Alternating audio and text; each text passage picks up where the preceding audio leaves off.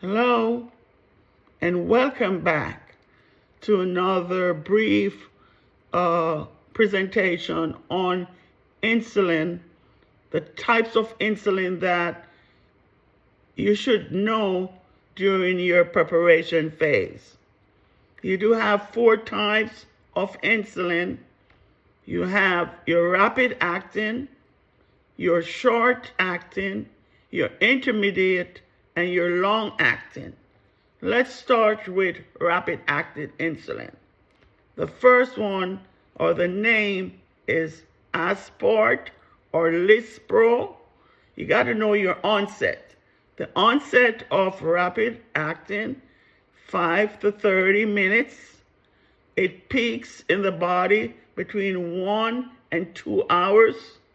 The duration is 3 to 4 hours. Remember, you got to have the tray on the unit. Okay? 5 minutes before meals. And the appearance of the rapid acting is clear in color. Then you have your short acting. Short acting is also known as regular insulin. Okay? The onset of the short acting is between 30 minutes to an hour. The peak is 2 to 4 hours, and the duration is 3 to 4 hours. 30 minutes before a meal or meals.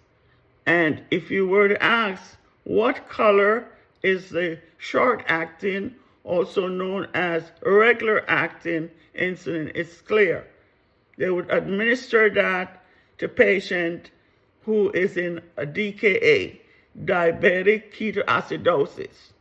That's the only insulin they would give intravenously. Then you have your intermediate.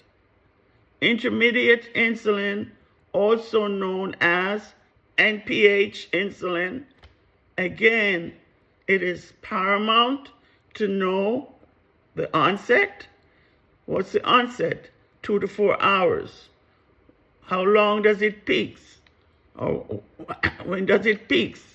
It peaks between 8 and 10 hours, and the duration, it stays in the body 14 to 20 hours. It does not need to be given with meals. Then you have your long acting. Long acting, for example, Larvamir and Lantus. The onset of these long acting insulin is between 1 and 2 hours. Just remember, long acting does not have a peak, but it has a duration, 20 to 24 hours.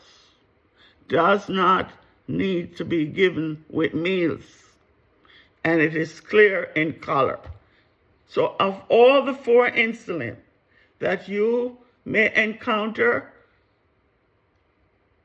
in your preparation, the only one that is cloudy is that of the intermediate, also known as the NPH. Remember also, you do need to rotate position. Okay, rotate the sites. Insulin could be given in the deltoid muscles, the abdominal muscles. It should be given, it also can be given in the thighs, on the buttocks. But one drawback with insulin, if the patient is known to exercise, you would not instruct the patient to give insulin in the lower extremities if they're about to exercise, because that could drop the glucose level to a very dangerous low. Okay? So just remember all that. Hope this helps in your preparation. Thank you, Dr. Miller. Bye-bye.